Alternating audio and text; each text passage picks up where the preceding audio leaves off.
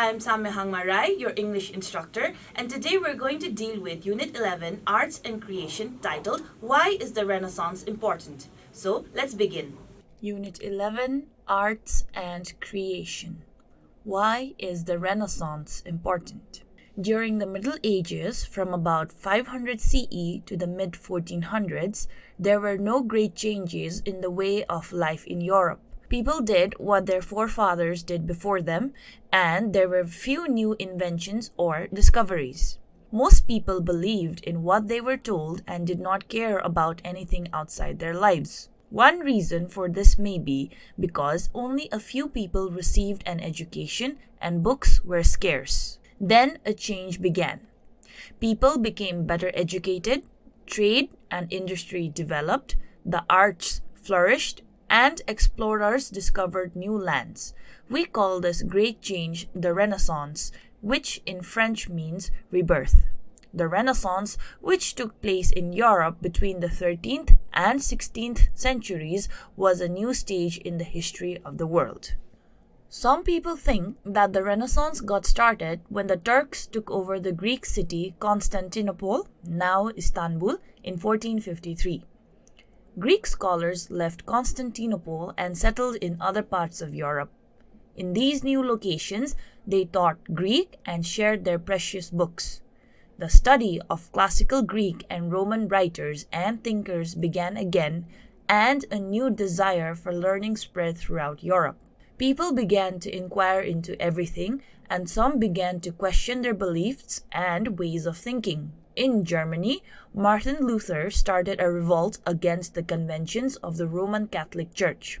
Soon, other Christians agreed that the church needed to change, and several new Christian religions were established. Other people began to think about new types of government that were based on the democratic values of ancient Greece. Italy, the birthplace of the Renaissance, was organized into city-states that governed themselves. Though wealthy families and the church held much of the power in these areas, the city-states were moving a step in the direction of government by the people. The most famous political thinker of the Renaissance was Niccolò Machiavelli. In his book on government entitled The Prince, he stated that a good leader could do bad and dishonest things in order to preserve his power and protect his government.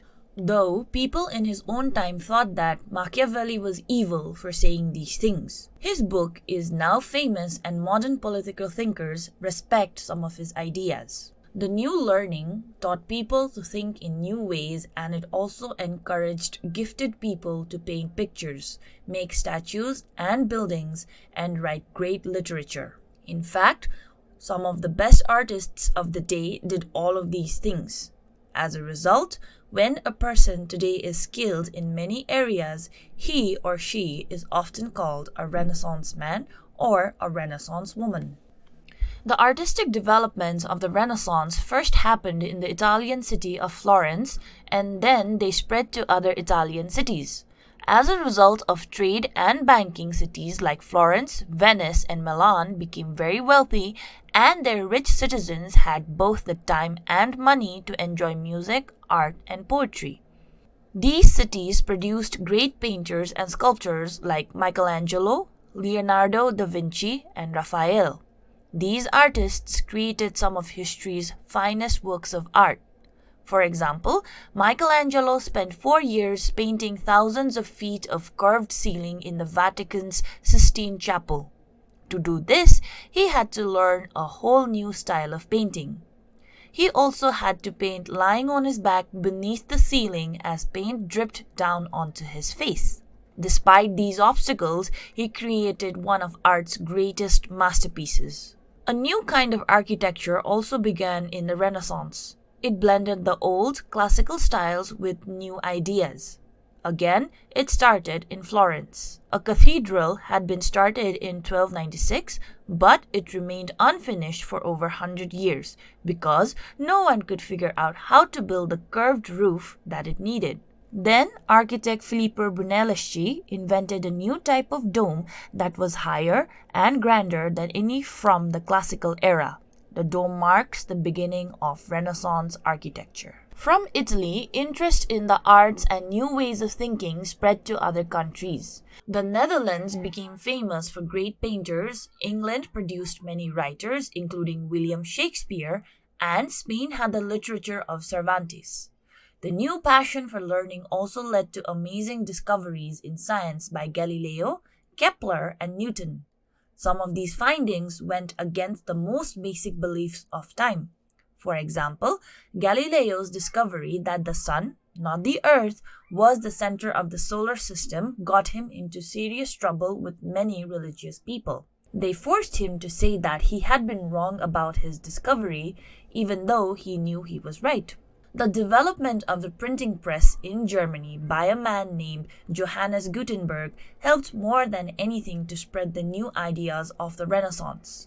Before that time, books were scarce and very expensive because they were written by hand. Gutenberg discovered how to use a movable metal type, and his first book was published in 1455. Printing was a very important invention. With it, books were made more cheaply and quickly than ever. In addition, most books had been written in Latin before, as this was thought to be the language of study. However, with the Renaissance, the middle classes could now afford books and they wanted books in their own languages. They also wanted a greater variety of things to read, such as books on travel, poetry, and romance. Printing helped make the works of the best writers and all kinds of knowledge available to all. About the time printing was discovered, sailors were setting out on voyages of discovery. Now that the Turks were masters of the eastern Mediterranean, it was no longer possible to trade with India by the old land route. A new way had to be found, perhaps by sailing around the coast of Africa or perhaps by sailing around the world. There were many explorers around this time, including Columbus, Vasco da Gama, Cabo, Magellan, and Drake. Representing countries throughout Europe, these men sailed new waters and discovered new lands, including the Americas. With all this travel, tools for exploration and navigation improved and better ships were made. As people traveled, they gained new ideas that helped to change their way of living. For example, Europeans now wanted goods such as spices, silk, and gold from faraway countries. The Renaissance didn't begin suddenly when Constantinople was taken over by the Turks or when the first book was printed in 1455.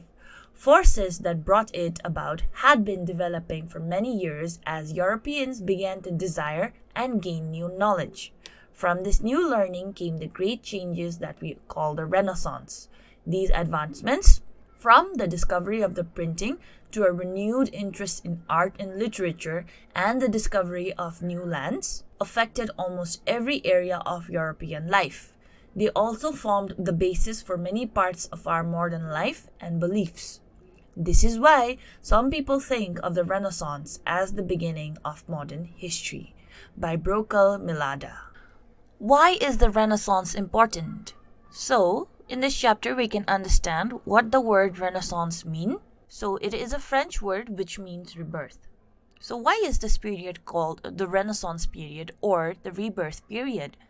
It is called so because people used to previously live as their ancestors had done so, an extremely simple life.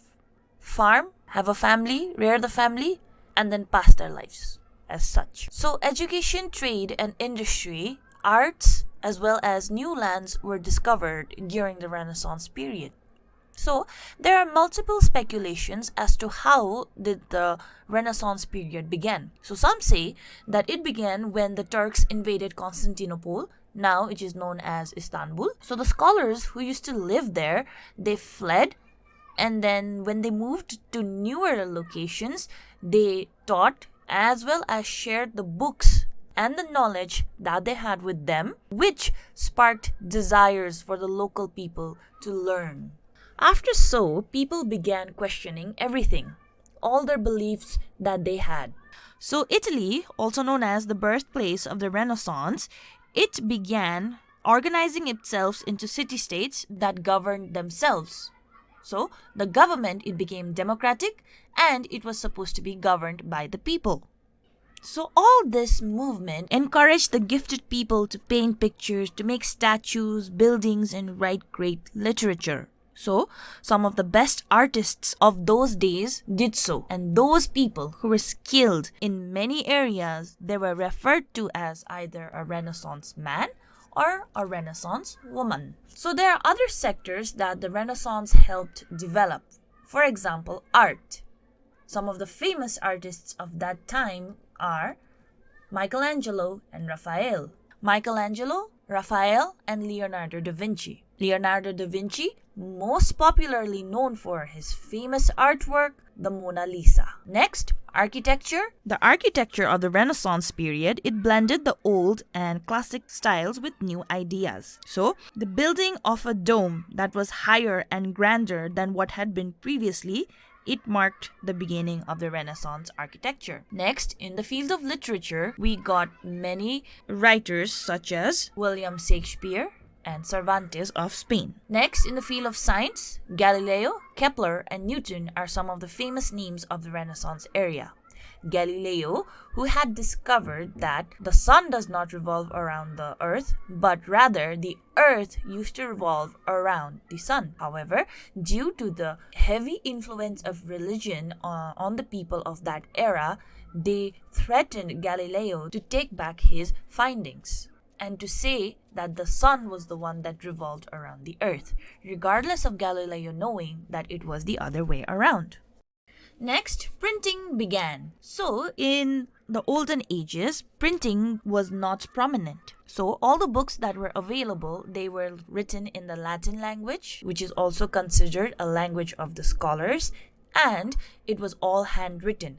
Hence, the books were extremely expensive for a common person to be able to afford them. So, which resulted in only the higher classes or the rich people to afford them. So, Johannes Gutenberg, he helped begin printing. So, after the printing was discovered, he was able to spread the books better. Since printing made the production of books easier, books also became cheaper. So, once it became cheaper, the middle class people were also able to afford them, and after that they wanted books on more genres, specifically more on traveling, poetry, and romance. Printing basically helped the knowledge be more available to the locals, and of course the locals wanted it printed in their local language. So there were other discoveries as well, such as how the discovery of new lands. In the Renaissance period, Columbus also discovered America. So, because they had to travel via ships, so there was a lot of hit and miss areas for the travelers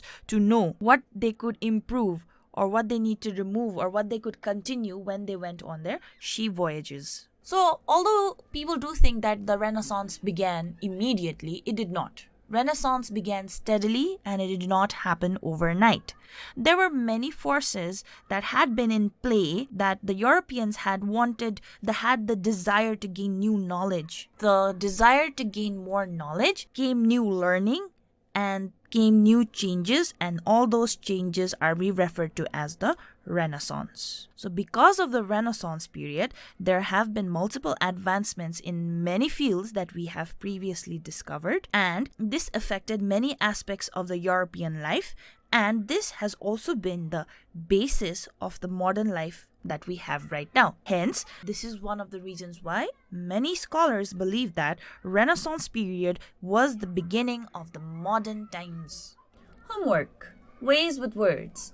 A. Circle the correct meanings of the underlined words. Number A. Martin Luther started a revolt against the conventions of the Roman Catholic Church. Styles, creations, customs, or writings. Number B. It blended classical styles with new ideas. It is being referred to as the Renaissance architecture. So the options are separated, corrected, put side by side, or mixed together. Number C, the dome marks the beginning of Renaissance architecture. Indicates, tells, serves as a sign-off, or makes.